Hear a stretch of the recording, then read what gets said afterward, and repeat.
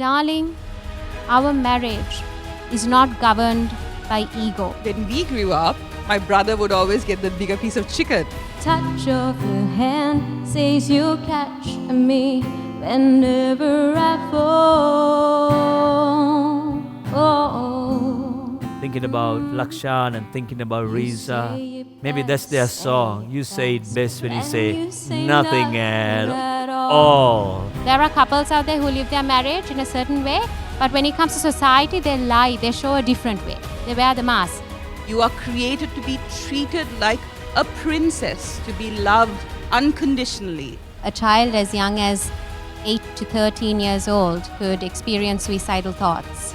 And long as man begins to respect woman, long as woman learns to respect man, then all things will work well.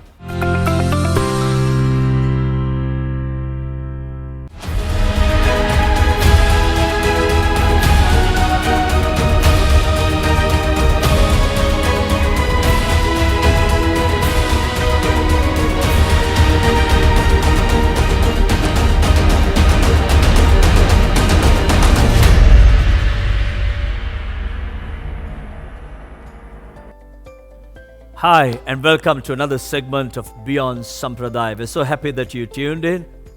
Stay connected with us because this is an amazing program. I have two wonderful ladies with me, two tremendous stories, and I'll tell you what, you are going to be inspired and you're going to hear so much of good things that's going to make your life far more better, right? So, without further ado, I'm going to ask them to introduce themselves, and I would love to say I have two Essers sitting next to me. So on to my right is Senella. Senella, why not you please give a little bit of intro about you? Hi everyone, I'm Sunella. I'm so happy to be here today.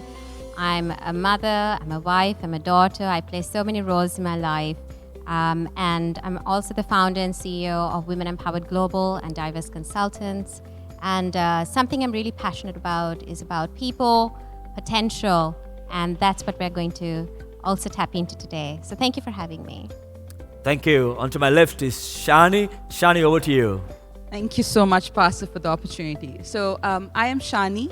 I've been married for 13 years, almost. I am a mom of 2 kids. I co-own a salon and have a little catering business operation of my own while doing many other things.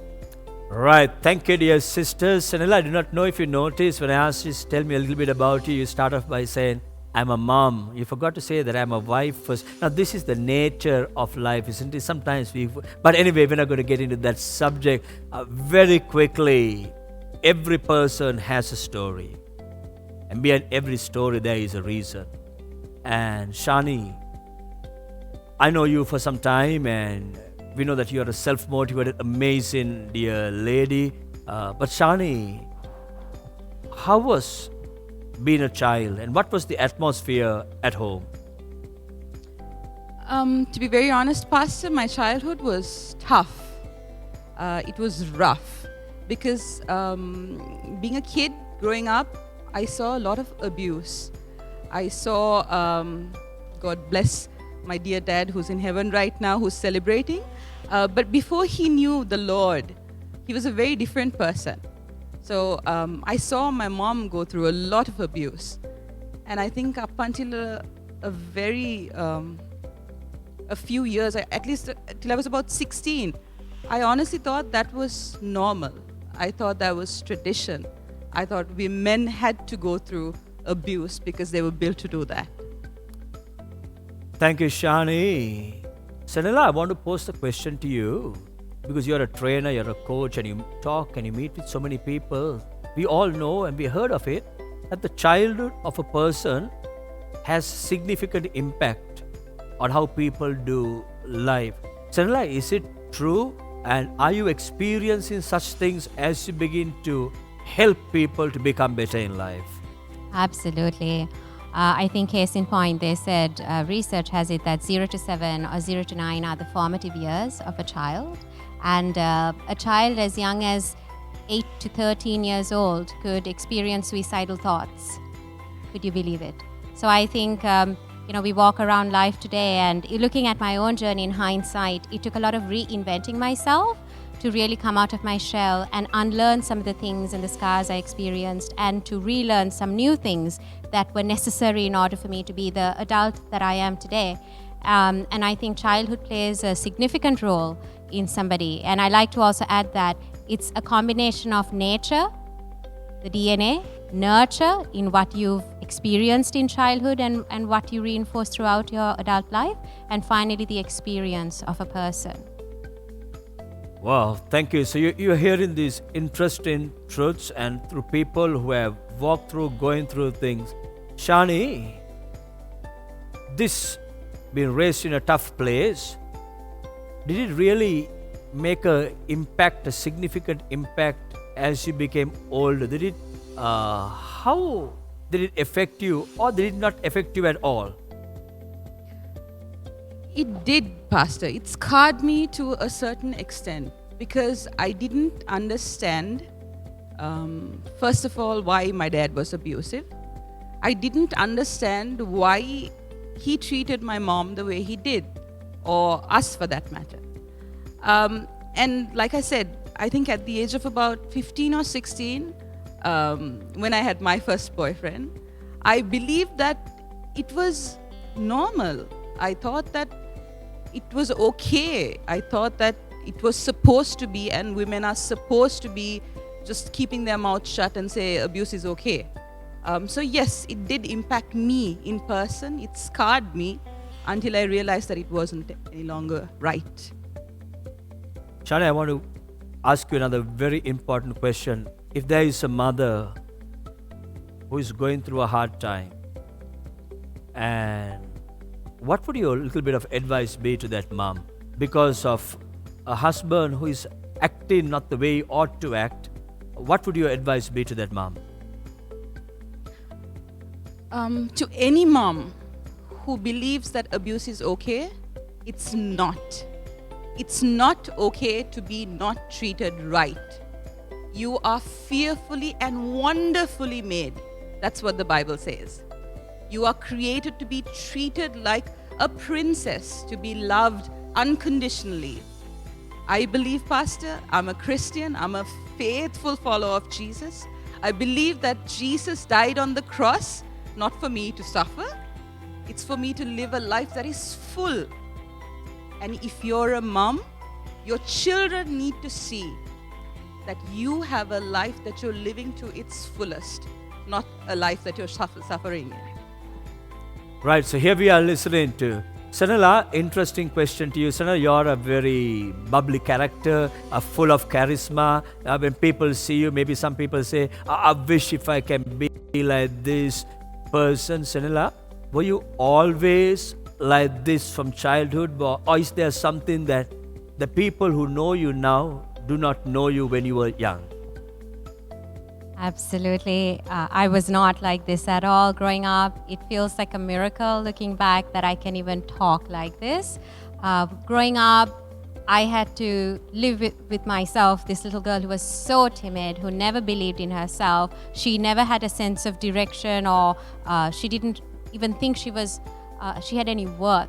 I didn't have a lot of friends. I avoided social interaction as much as possible. Just to tell you a quick background, I'm the third of 4 children. My parents are absolute extroverts, working parents throughout.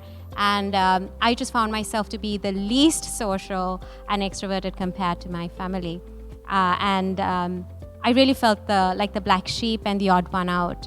So it was a lot of pain and a lot of just feeling tired of not feeling valuable or not feeling self-love and self-rejecting myself constantly. That drove me to get into massive learning about what I want for myself and how I can get there. And that's really what's inspired a lot of what I do today globally for others. Wow, thanks, Seno. Seno, I'm sure there are people who are watching who would have felt or feeling what you felt at that time. Seno, how did you overcome this? Because many people are faced with challenges, but sadly, only a few happen to overcome. What was the mantra behind the change and the transformation of Senela? For me, it dates back to specifically when I turned 18 years of age. So how I see it is there are two types of voices. One is a voice that we tell ourselves, our inner voice, and the other is a voice of others.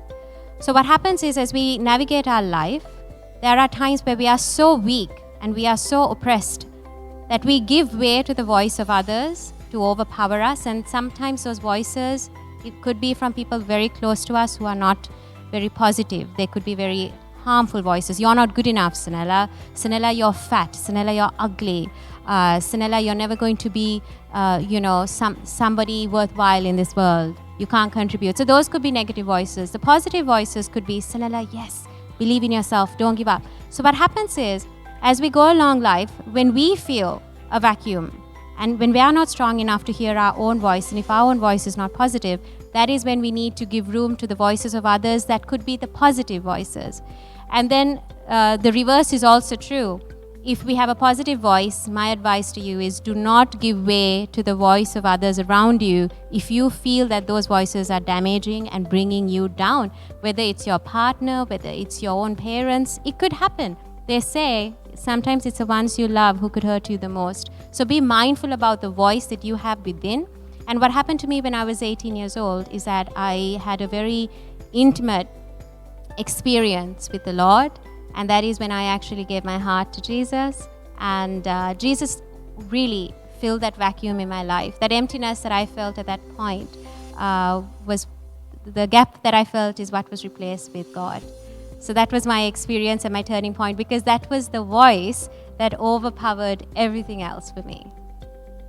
Wow. So here we are listening to the two stories of the two S, how their lives have been changed and transformed because of a relationship with Jesus, not with the church, not with the religion, because with Jesus. You and I have heard of many stories that when people are broken, it is the broken people who choose to do sometimes the most unexpected things in life. We have heard of surveys where they say 80% or 85% people who take drugs and behind bars are people who come from broken homes, not being loved by fathers, not having the love of a mother. They also say one of the reasons why so much of girls into addictions and extramarital relationships and etc. is also due to all these kind of things. Shani, let me ask you this very powerful question. Shani, as a result of what you went through, was there a season in your life that you just begin to mess up or had no dream, no idea about, you just went crazy? Was there a season like that in your life? I did, Pastor. I actually went through a lot in my life. And like I said, because I believed that what happened or what I saw was absolutely normal, I believed that it should happen to me, and what was happening to me was very normal. I went through abuse. I went through a lot of difficulties in trying to create the person I am, to make my identity. I thought that the identity that I was supposed to have was of a woman who was going to be put down, not really important in this world. And Pastor, you wouldn't believe it. Growing up, I was a very timid character. I was very quiet. I would, like when I saw abuse at home, I would literally go under the table. I would cry myself to sleep. I was a very timid character. So I believe that as a woman, you have to be very quiet. You shouldn't talk back. You should always deal with the emotions that you were put through. You're not allowed to speak of those emotions out loud, but rather bottle it up inside you and deal it in your own way. And I think even sometimes up to today, even though I've evolved into a so much better person, I believe, my husband always says, Mama, if we disagree on something, he would always say, Mama, you should open up, speak your mind out. And I'm not a person like that. I can never fight or argue or shout because I never understood how to express or how to open up and be mean to somebody, because I always thought that if I said something wrong, I'll never be able to take it back. So that's how I was brought up, and that's how I was. Okay, thanks. Thank you for being very honest and transparent. Sanela, you are a big time visionary supporting the cause of women, and you feel that ladies ought to be heard, ladies ought to be supported more and more. Why, Sanela, have you come to a conclusion like that? What's the reason behind what you do? I'll first start with a quick context. I live in a part of the world where, by and large, baby girls are raised to get married. The baby boys are raised to start a business or find a job. So you can see right there the disparity of the context. Even in my own journey being South Asian, throughout my life, I experienced so many generationally limiting beliefs that, like what Shani said, can I speak a certain way? What is that stereotypical way? I shouldn't, I should do this, I shan't do this. It was constantly, don't get your knees buried in the mud, let the boys do that, don't climb trees, you be quiet, sit like a girl. And then I realized these are just words and thoughts that made me feel so limited. I just want to quickly pull out a few statistics. 1 in 3 women worldwide have experienced physical or sexual violence. Each year, 15 million girls are married under age before they turn 18. As many as 1 in 4 women experience physical or sexual violence during pregnancy.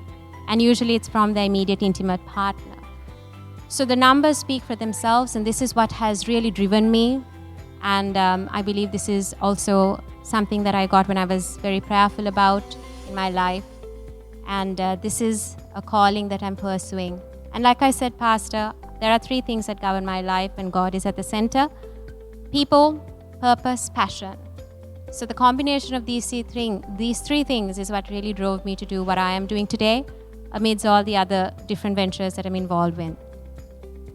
Right. Thank you so much, Sanela. In a few minutes' time, we're going to come to you. And Sanela she's a musician, she's a recording artist as well. So in a few minutes' time, Sanela is going to sing for all of us, and we're going to just enjoy it. So I want every one of you to be ready for it. Shani, I want to ask you the question. You heard what Sanela was saying. Now, listening to this as a lady, what goes through your mind? Being honest, what goes through my mind is I've been there. I've felt it. I experienced it, and I did nothing about it. No one around me did nothing about it. People don't want to talk about it. People don't want to discuss about it. They think it's a norm not to be spoken about. But for example, as a schoolgirl in a school uniform, I would get into a 154 bus from school, and throughout my journey, I would have different men come feel me, or, it was disgusting. I would be devastated. But I had no one to tell that to. Yes, I reacted by maybe moving myself aside or frowning, but that was it. I could never openly come and tell anybody this happened to me today. I could never openly come and say, stop it, don't do this, because I see that happening every day. And even up to today, there are so many children going through what I went through without having the ability to open up. Why? Because we think that this is tradition, because we think that women are created to be the one that can be trampled, and they're not going to say anything about it. This is how I see it. Right. So while we're listening to what Shani is saying, I want to think about what I'm saying. Let me ask you a question, Shani. Shani, who is to be blamed for what you are just talking about? You're talking about ladies going through all of this. Who is to be blamed? Pastor, I would believe there are so many people to be blamed, to be very honest. I personally believed I was the one to be blamed because it was happening to me because I am the way I am. That's what I used to believe. But I believe as a mom, my responsibility is to bring up my son in the right way, to teach him to respect women, to teach him that a woman is not something to be trampled on, but to be loved and cared for. I believe my husband has a responsibility because he is the role model that my son sees. I believe the people around us, my relatives, my church, my society, they are the example that my son is seeing. So when he grows up, if he does something that is not right, I believe all of them are to be blamed just as much as I am. So in answering your question, Pastor, there's so many people to be blamed if you want to blame somebody for that situation. Okay, so thank you. I mean, definitely, we're going to dive into this question with Sanela. But Sanela, you're going to sing for us. May I ask you, what's the song you have selected, and is there a reason behind the song? And just tell us a little bit about Sanela, the musician, the artist also, and sing, please. Oh, I love that. That's not a side of me that I come out with usually. But absolutely, I love singing. I love music. Music has been so instrumental throughout my life. And this song is actually a request by a lovely lady sitting on my left. And she said, Sanela, you should sing this song. And I like this song because it's When You Say Nothing at All. I believe it's Boys Zone, if I'm not mistaken. I love that boy band, and I like this song.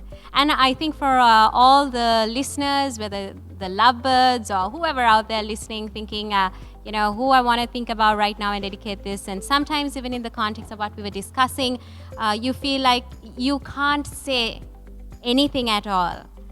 Just remember the love coming through. So I hope you enjoy this song.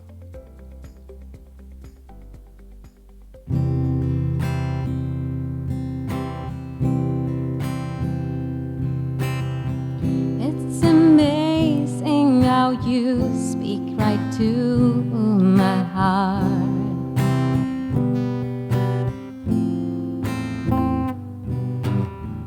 Without saying a word, you light up the dark.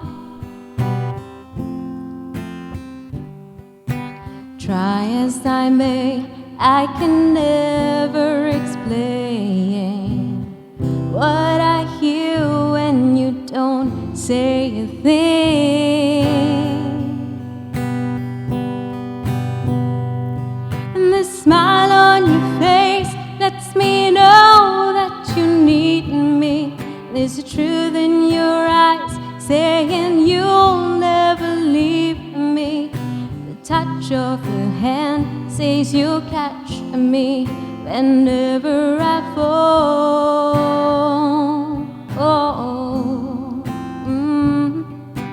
You say it best when you say nothing at all.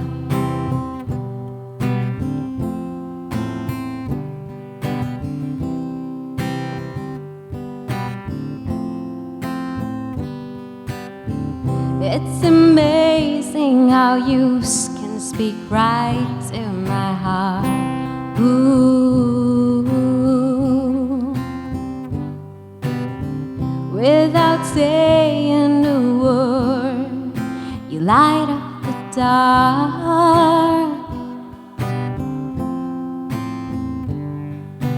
Try as I may, I can never explain what I hear when you don't say a thing. Oh, the smile on your face lets me know that you need me. The truth in your eyes saying you'll never leave me. The touch of your hand says you'll catch me wherever I fall.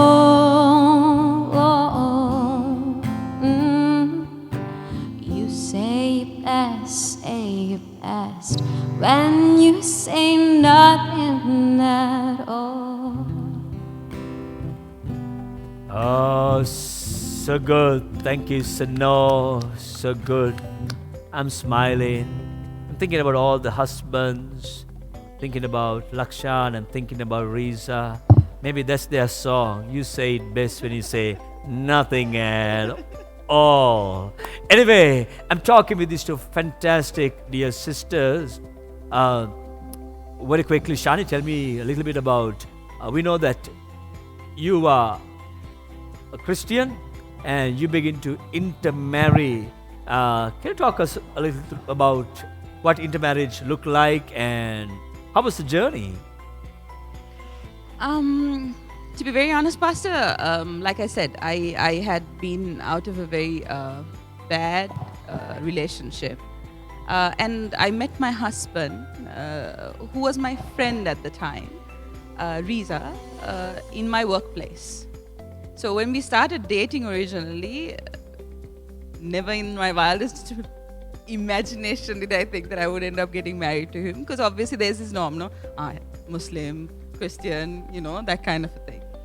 But gradually when I got to know him, I found out a side of him that I missed, I lacked. He respected me. He loved me. He showed me that I didn't have to be a person who was trampled down. He showed me that all those years of me having to be timid is no longer important with him. He actually pushed me to become something far louder than I should be.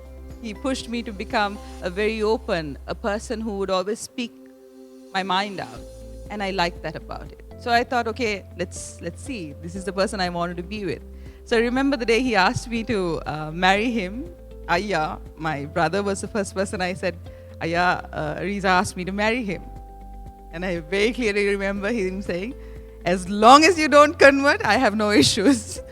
And I was thinking to myself, okay, now what's going to happen? Am I going to convert? What's going to happen to my children? How is it going to be? And no, it wasn't easy, Pastor. To be very honest, my dad-in-law, bless his soul, he's an amazing human being. He was totally against us getting married. He didn't come for our wedding. He missed out some of the best parts of our life because he believed that I wasn't the right person for his son. And I remember when after we got married and I was pregnant with my son, Anik, I wrote him a letter. I said, Dada, I'm really sorry that I hurt you. I understand that he is your son. And as a parent, I feel for you. Would you forgive me? Would you be kind enough to come back into our life?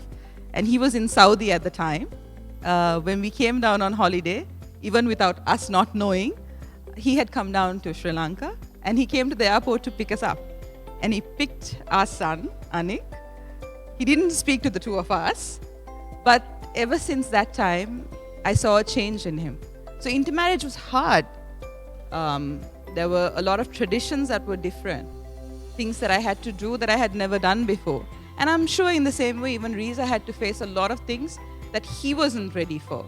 My family, they're very, very, what's the word to use? Always in your face. And that's not something that's easy. My family is a family where everybody is connected with everybody. They're always there with you. And I think for Riza it was very difficult because he hadn't experienced that before. So I think intermarriage is very difficult for somebody who is coming into it new. Right, so here we are. But the most amazing thing is, they're a fantastic couple. I personally know them. Just amazing couple and such a lot of love, life, generous, always willing to help. Sanala, we're speaking about the issues that ladies begin to face and etc. And you are passionate about helping them. Sanala, I want to ask you a question. You seriously believe that empowering women,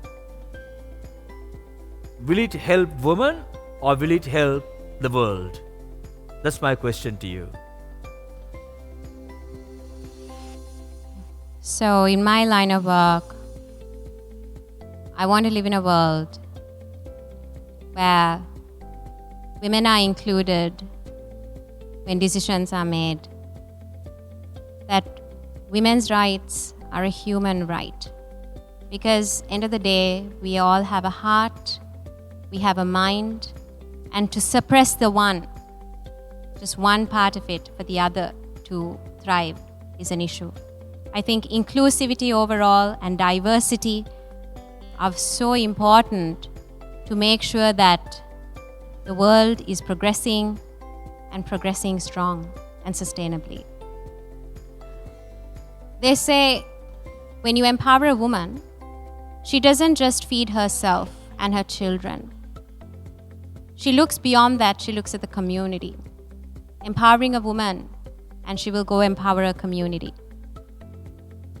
They have done studies in Africa as well and in different parts of the world which say women who are the forefront of livelihood in their house, if they are the main income earner, that income is just optimized in how it's used. And I think if you empower women, it's not just for us, it's for our economy. Half of the world's population are women, but we are hugely underrepresented in the world. According to UN, they say 60% below the poverty line are women and children.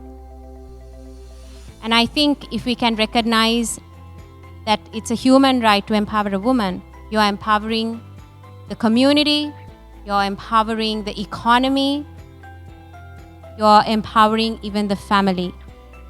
Because an empowered woman raises empowered children.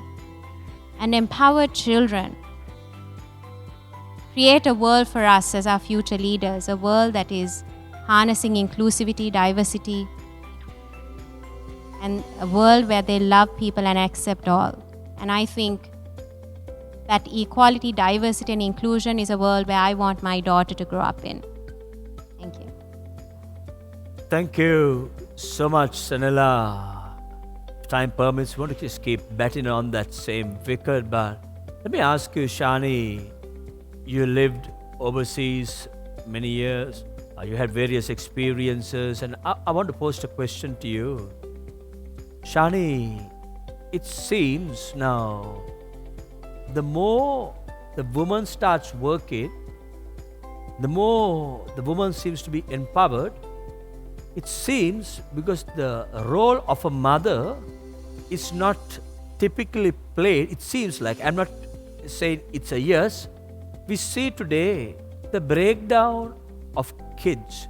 We see more violence, we see more drug issues, we see more family problems. Shani, could it be because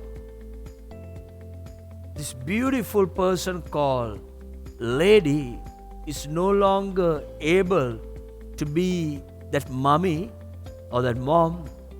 Could it be? What is your thoughts on it, Shani? Wow, Pastor. That's a big question. I believe, Pastor, back in the day when things were different from what it is now, women didn't understand, like I said. For example, if you take my mom, I told you she went through a lot of abuse in her life. She didn't understand that her role was only within a square that my dad had drawn for her. That her role was to be a mom, to cook in the kitchen, to make sure that the kids are fed and taken care of. She didn't understand that she had a life of her own. In all honesty, if I go back to her and ask her who were her friends back in the days, I don't think she would have had like more than a handful of people that she can actually call friends, because she didn't know a world outside it. But at the same time, if I look at our generation now, and I take myself for example, I'm a mom, I'm a business owner. I do what I can in my capacity to do what is best and right for my kids. I believe, irrelevant of the role you play, whether you're a working mom, whether you're a mom at home, if you don't instill the right values in your children, yes, they are going to become children who you don't want them to be. They are going to be drug addicts. They are going to be children who don't have any control in their life. They might even end up being suicidal. It doesn't matter if a mom is working. It doesn't matter if a mom is in the household cleaning. If the mother doesn't know her value and instill the right values in her children, despite of what happens, Pastor, I believe that, you can't really change anything that's going to come out of it. And to answer your question, Pastor, yes, there was a box that ladies were put in back in the days. Like I said, my mom, the lady had to be at home, take care of her children, and do only the housework. That is a lady. A lady was not supposed to talk out loud, be quiet, be timid, and yield to her husband. But in that process, if the woman is not empowered, if the woman is not given her rightful place, if the woman is treated not with love, what's the use of that, Pastor? What's the use of being fearfully and wonderfully made by God if you are going to be inside a box, not doing things for your own self as well in the process? This is my opinion, Pastor. Right, good. Sana, I'm going to have a go at this, okay? Now, dear friends, we are here to love, we are here to help, we are here to explore. Sanala, more often or not, from ancient times, it seems that the mother played a significant role in raising their kids. And Sanala, today we're hearing what Shani just said. Sometimes women are not loved, not appreciated, not honored, and etc., etc. Do you think there's a problem, very especially in our type of countries where parenting is wrong? Where is the issue, Sanela? What's going on? Why all of this? Because I believe if you're raised and trained at home, there should not be the matters that we are talking about. What would your thoughts be, Seno? I didn't understand that exact question. I'm sorry, I didn't get the question. You see, we are saying if all these problems are, it could be because children are not raised properly. Usually from those days, mothers played a significant role in raising kids.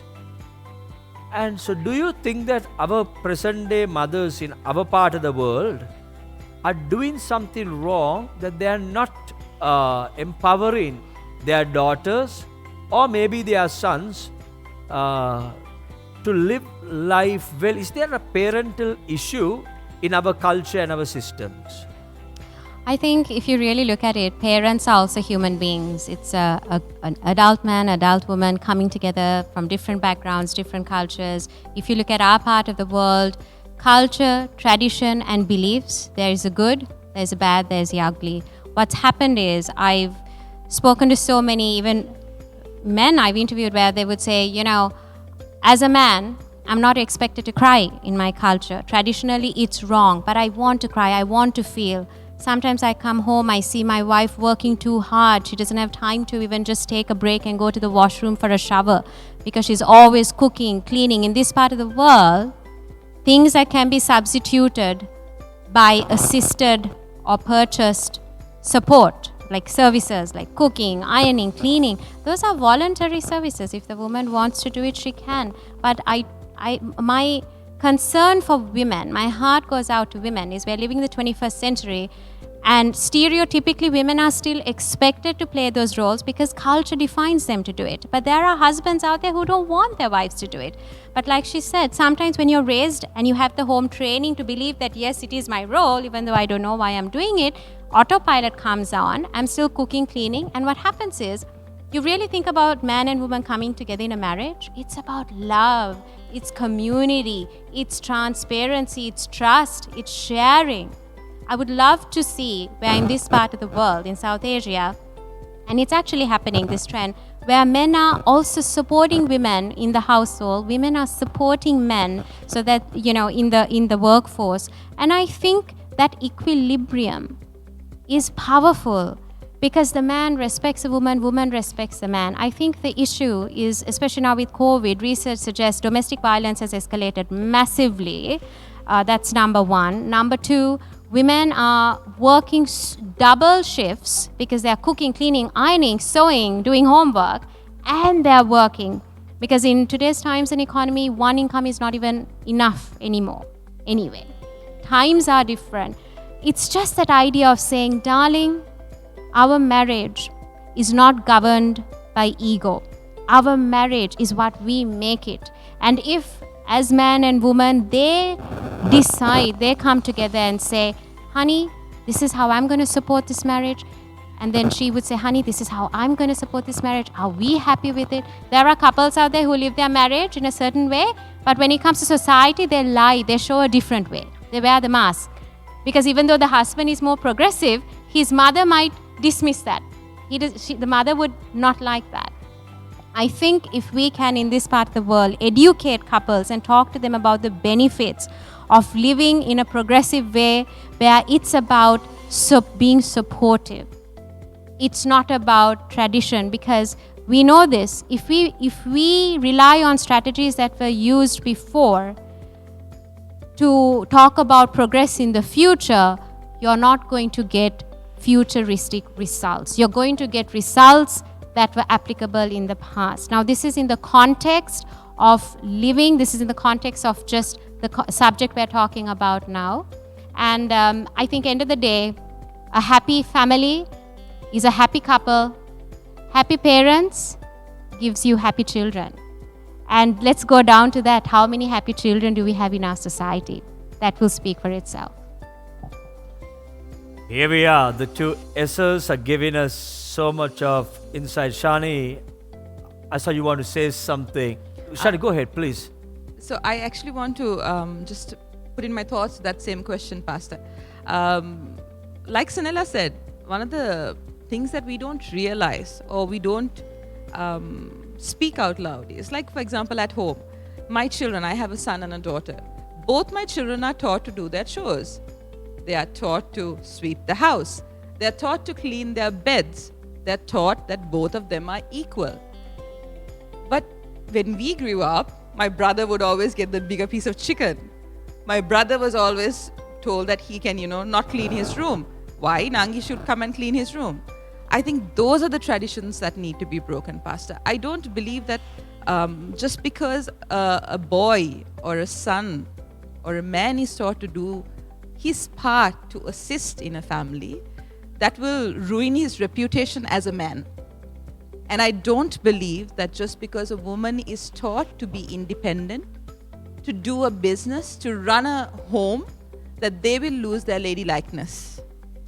They will still have their poise, they will still be ladylike, they will still carry elegance, while being the best mom, the best wife, and the best friend as a lady that you can have. Wow, I really want to bring these two ladies again on a show and have a little bit of a discussion on this subject. So much of insight. Sanella, 1 minute before we close, closing words. What would your closing words be to the dear ladies who are watching? And after that, we're going to Shani. Shani, what would your closing words be to all the husbands who are watching? I would say empowering a woman is not about making her strong, because women are already strong. Empowering women is about changing the narratives that society says about strong women, because they are fearing a woman's strength.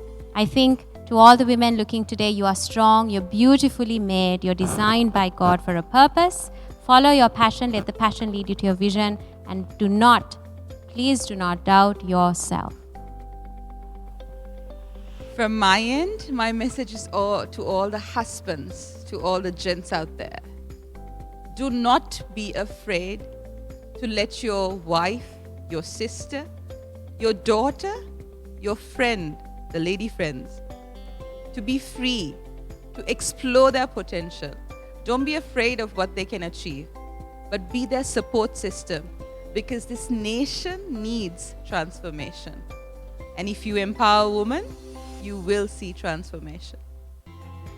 Okay, friends, time has just run out so quickly. For all who are watching, you can begin to see that, how much value we all can begin to add. Big thank you to Sanella and to Shani. Thank you for coming for Beyond Sampradaya and sharing your thoughts with us. For sure, we'll want to invite both of you again to begin to have further discussions about the topic. Let's get this very straight. Man and woman are equal before the Lord. And long as man begins to respect woman, long as woman learns to respect man, then all things will work well. So let not gender begin to separate us, but let us begin to work together.